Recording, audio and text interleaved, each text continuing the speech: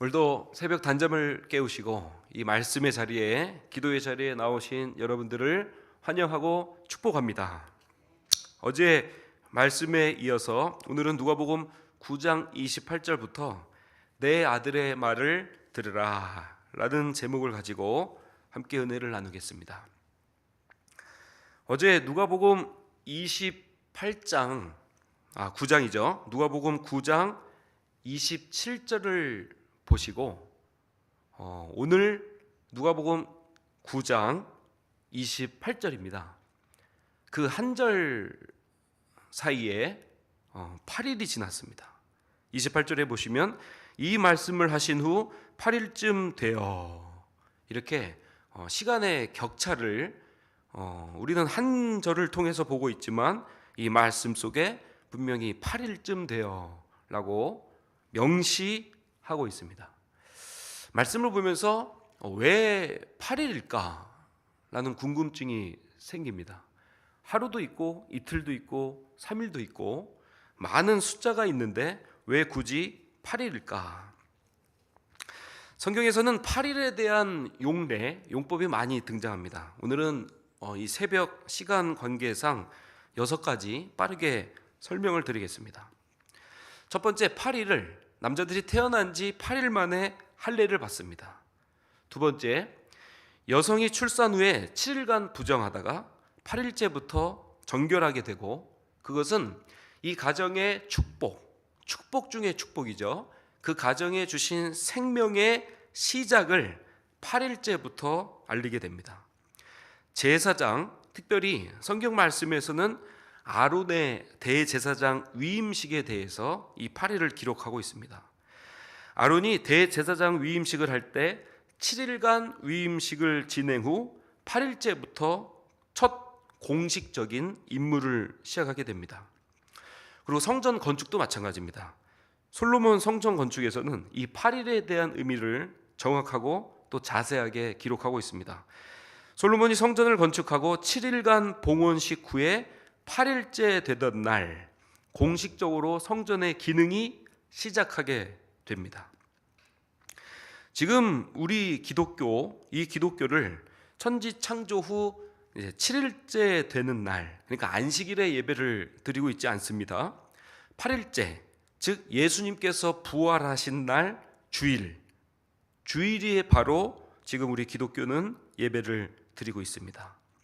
그리고 마지막 6번째, 이 말씀을 마치신 후 라고 하는 27절에 이어지는 말씀과 오늘 본문 말씀 9장 28절, 이 말씀을 마치신 후 8일쯤 돼요. 여기서 또 8일의 용례가 기록을 하고 있습니다.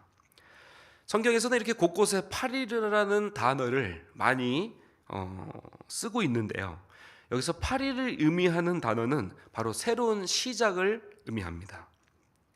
그러니까 우리가 일주일 동안 살고 다시 새 날, 그러니까 새로운 날을 시작할 때 이 8일이다 라고 이야기할 수 있을 것입니다. 그래서 예수님께서는 불과 1절 사이에서 27절까지는 제자도의 가르침, 그러니까 예수님을 따르는 자들, 그래서 날마다 자기를 부인하고 제 십자가를 지고 나를 따를 것이라, 이렇게 제자도의 삶을 가르친 후에 8일이 되어서 오늘 이 말씀, 또 변화산에서 예수님의 신적 속성으로 그 용모가 변하는 것을 보여주심으로 인해서 다시 새로운 시작을 의미하심과 동시에 우리들에게 그 제자도에 대한 가르침이 새로운 삶의 형태로 시작되었다라는 것을 오늘 분명히 말씀 속에 기록하시고 우리들에게 말씀해주고 계신 것입니다. 그래서 8일이 이렇게 중요합니다. 그럼 예수님께서 제자도의 삶을 가르치시고 8일 후에 무엇을 하셨나 하니 바로 변화산에 예수님이 세 제자들 베드로와 요한과 야고보를 데리고 올라가서 기도하셨습니다. 그러니까 8일에 다시 새로운 시작, 새로운 출발을 의미하면서 예수님께서도 기도하러 올라가셨다라고 한다는 것입니다. 기도는 이 모든 행사, 이 모든 사역, 모든 인생에서 중요한 요소, 또 하루를 열 때마다 기도는 가장 중요합니다. 기도는 하루의 날의 시작이고 마침입니다. 그래서 우리가 예수님께서 보여주셨던 것처럼 기도로 하루를 열고 기도로 하루를 닫는 우리 모두가 되기를 주님의 이름으로 간절히 축원을 드리겠습니다. 그러니까 말씀을 전하는 것이 우리가 설교라고 하는데요. 기도는 말씀을 올려드리는 것이죠. 예. 우리 주일에도 담임 목사님께서 이야기를 해주셨는데, 우리가 기도의 요청이라고 할 때 다른 세상 사람들, 그리고 세속 종교, 심지어 이단에서 그들이 요청하고 그들이 복을 달라고 하는 기도의 제목하고 우리 예수님을 믿는 우리들의 기도의 제목이 무엇이 다른가 한번 고민해 볼 필요가 있다라고 주일 설교를 통해서 말씀해 주셨습니다. 이제 좀 있으면 석가탄신일이 다가오죠. 그 절에 한번 가보세요. 예, 관광, 수학여행, 학교 다닐 때 많이 가보셨죠? 예, 절에 가도 그 기도의 요청들, 마음의 소원들이 똑같습니다. 육체적으로 잘 먹고 잘 살고 잘 되게 해주세요. 부자 되게 해주세요. 그 맥락이 똑같다는 것이죠. 근데 예수님의 이 기도의 요청은 그것이 아니었을 겁니다. 변화산에서의 그 영광, 광채가 나고 옷이 하얗게 되는 그 영광이 아니라, 산 위에서의 영광이 아니라 산 아래에 내려가서의 그 고난, 그 십자가를 지기 위한 그 고난을 짊어지기 위한 기도였을 것이다 라고 한다는 것입니다. 우리가 어떤 기도를 올려드려야 할까요? 이 새벽에 늘 와서 어떤 기도의 요청을 주님께 올려드려야 될까요? 하나님께서 다 아시는 전지전능하신 하나님께서 우리의 필요를 모르실까요? 라고 하는 질문입니다. 그러니까 기도라는 것은 말씀을 전하는 것이 설교라고 한다면, 기도라고 하는 것은 그 말씀을, 들은 말씀을 그대로 올려드리고, 하나님이 이렇게 말씀해 주셨잖아요. 하나님의 말씀대로 살겠습니다. 주님, 연약한 저를 붙잡아 주시옵소서. 이게 기도고요. 그리고 하나님의 그 언약을 상기시켜 드리는 것, 하나님, 우리 가정과 나와 우리 교회를 통해서 하나님의 그 말씀을 이루어 주시옵소서. 이렇게 기도하는 것이죠. 기도가 다른 것이 아닙니다. 오늘도 잘 먹고 잘 살게, 오늘은 밖에 나가서 1,000원 한 장 벌게 도와주세요. 10,000원 한 장 벌게 도와주세요. 이런 게 기도가 아니라는 것이죠. 무엇을 먹을지, 무엇을 마실지의 기도 내용이 아닌, 산 위에서가 아니라 산 아래에 내려가서 그 고난 속으로, 삶의 현장 속으로 내려가는 그 기도. 그래서 결국에 그 말씀을 창조하신 그 하나님, 그리고 말씀대로 그 말씀으로 빛이 있으라, 세상을 창조하신 그 하나님, 그러니까 말씀의 시초고 말씀의 완성이고 그 말씀이 스스로 성육신하셔서 이 땅에 오신 예수 그리스도, 그 말씀 자체이신 예수 그리스도가 기도의 요청으로 말씀을 올려드리는 것. 그래서 결국에 그것이 말씀의 합의를 이룰 때, 그래서 예수님은 인간의 모습이 아닌 오늘 변화산의 용모에 대한 이 변화에 대한 모습으로 옷이 하얗게 되고 온몸에서 광채가 나는, 그래서 신적 속성의 말씀의 합의를 이루고 계신다라고 한다는 것입니다. 그러니까 예수 그리스도를 모신 우리의 기도의 삶의 모습도 이렇게 광채가 드러나야 될 줄 믿습니다. 광채가 드러나야 되는 것이죠. 매주 금요일 우리 청년들이 기도하고 석천역 앞에 갑니다. 이제는 해가 짧아져서 옛날에는 깜깜할 때까지 우리가 전도를 했거든요. 근데 요즘에 해가 금방 뜨잖아요. 그래서 이미 세팅하고 전도지를 나눠줄 때, 기도가 끝날 때쯤, 그리고 기도가 시작될 때쯤 이미 그 찬란한 해가 떠올라서 어둠을 몰아내고 죄악을 몰아내고 이 땅에 주님의 광명한 광채가, 주님의 그 찬란한 태양이 이 땅을 환하게 비춥니다. 늘 그렇게 기도해요. 하나님, 복음의 역사가, 생명의 역사가 어둠을 몰아내게 하여 주시옵소서. 아멘이시죠? 예. 죄악을 몰아내게 하여 주시옵소서. 아멘. 예. 그래서 이 작은 전도지, 그 작은 물티슈 하나를 줄 때 우리가 드러나지 않게 도와주시고 우리 속에 있는 예수 그리스도의 말씀이 드러나게 하여 주시옵소서. 우리가 간절히 기도하고 그렇게 전도를 하게 됩니다. 기도는 그 예수 그리스도를 묵상하고 나의 기도의 요청이 아닌 예수 그리스도의, 즉 말씀의 소원, 그 말씀을 이루어 주세요 라고 기도할 때 그 영광의 보좌, 그 변화산에서 예수님의 광채가 드러났던 것처럼 기도의 영광의 자리가 될 줄 믿습니다. 기도하실 때 누가 등장을 합니까? 예수님께서 기도하시고 온 옷이 하얗게 되고 광채를 발산할 때 그 옆에 모세와 엘리야가 등장하게 됩니다. 근데 이것은 환상이 아니죠.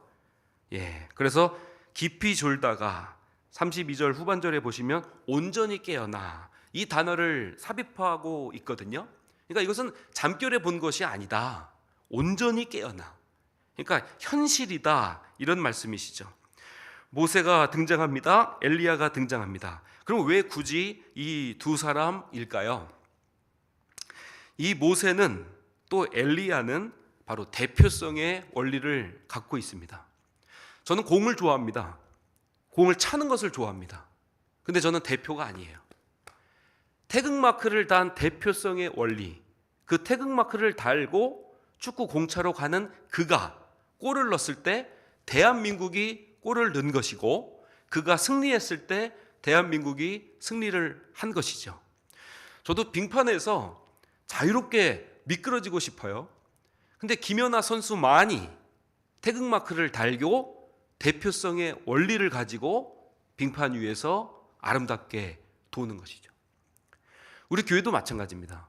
이 교회의 대표는 물론 예수 그리스도인 줄 믿습니다.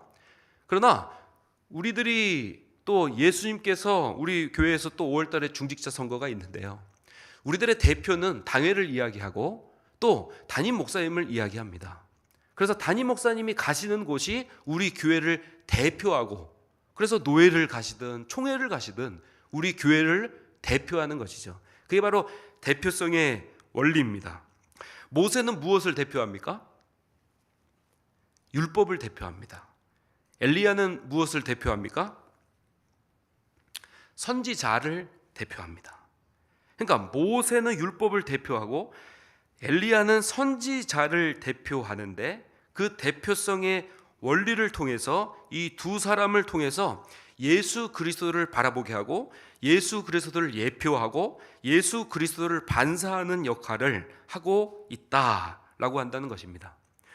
또 이 모세는 죽은 후에 시체를 본 사람이 없다라고 기록하고 있습니다. 또 엘리야도 병거 타고 올라가서 승천하게 되죠. 이 땅에 시체가 남아있지 않습니다. 그러니까 시체가 없었던 모세와 엘리야를 예수님 옆에서 나타나게 하심으로 인해서 그 죽고 난 뒤에 시체가 없음, 그래서 인생의 종말에 대한 실상과 그 종말의 신비를 우리에게 말씀해 주고 계신데, 그것은 예수님의 바로 미스테리와 시크릿이라는 두 개의 장치를 사용해서 설명하고 있습니다.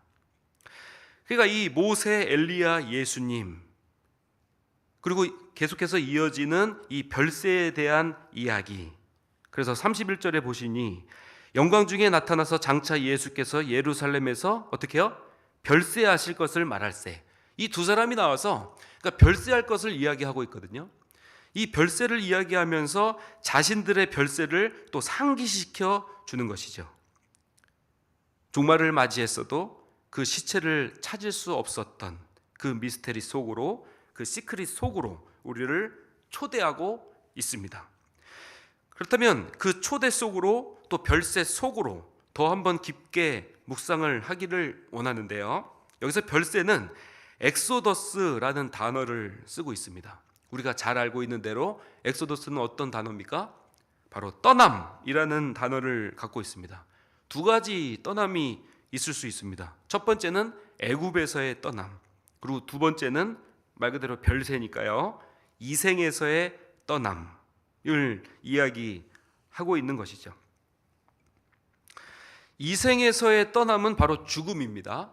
죽음. 근데 죽음에서의 떠남은 부활입니다. 부활이 있기 위해서 반드시 거쳐야 되는 관문이 죽음입니다. 우리 예수 믿는 사람들도 마찬가지입니다. 천국 입성하기 위해서 그 영광 속으로 들어가기 위해서 반드시 전제되어야 되는 속성이 바로 죽음이다. 그래서 우리 예수 믿는 신자들은 죽음을 장례라고 이야기하지 않고 천국 환송이다 이렇게 이야기합니다. 그래서 장례 예배가 아니라 천국 환송 예배인 것이죠.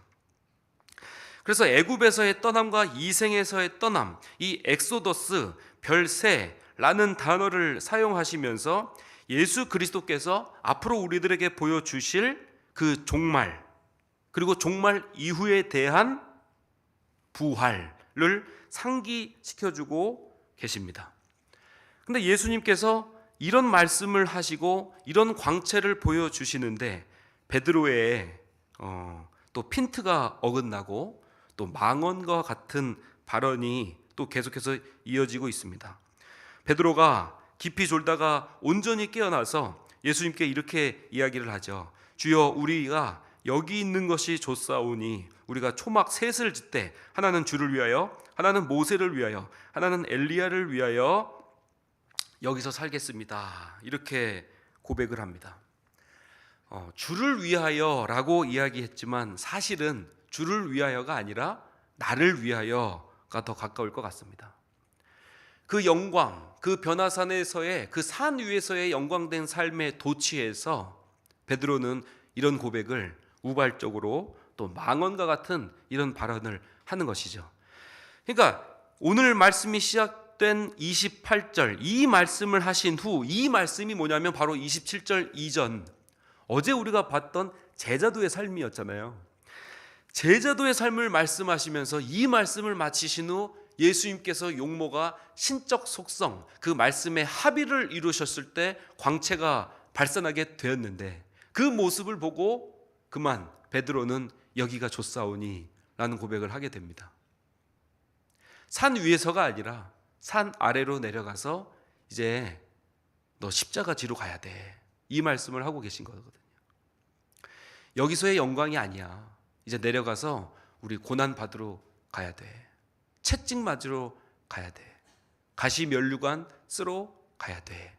이 말씀 앞에 베드로의 망언이 연결이 된 것이죠. 새벽이라 이제 시간 관계상 말씀을 좀 맺기를 원합니다. 말씀을 맺고 싶은데 우리가 오늘 이 말씀 속에 무엇을 담고 기도했으면 좋겠냐 하면 너희는 35절 후반절에 보시니까 예수님께서 이렇게 말씀하십니다. 너희는 그의 말을 들으라 하고 이 말씀이 구름 속에서 소리가 나서 이르되 이는 나의 아들 곧 택함을 받은 자니 너희는 그의 말을 들으라.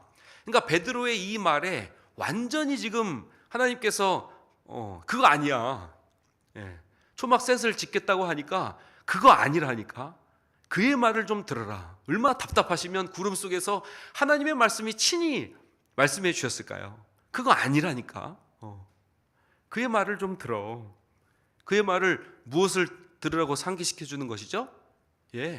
어저께 27절 이전에 그 말씀, 제자도의 삶, 십자가의 삶, 순교자의 삶, 그 말씀을 좀 들어라 이 말입니다. 그리고 소리가 그침에 누가 보였다고 기록이 하고 계시죠? 오직 예수만 보이더라. 아멘. 오직 예수만 보이는 삶이 되시는 오늘 하루가 되길 소망합니다. 오직 예수만 보이는 우리의 가정이 되시는 우리의 가정들이 되시길 주님의 이름으로 간절히 소망합니다. 오직 예수만 기억되고 오직 예수만 남고 오직 예수만 묵상하고 오직 예수만 바라보고 오직 예수까지 자라나는 우리 교회가 되기를 주님의 이름으로 간절히 축원을 드리겠습니다. 아멘. 우리 말씀 붙잡고 기도하기를 소망합니다.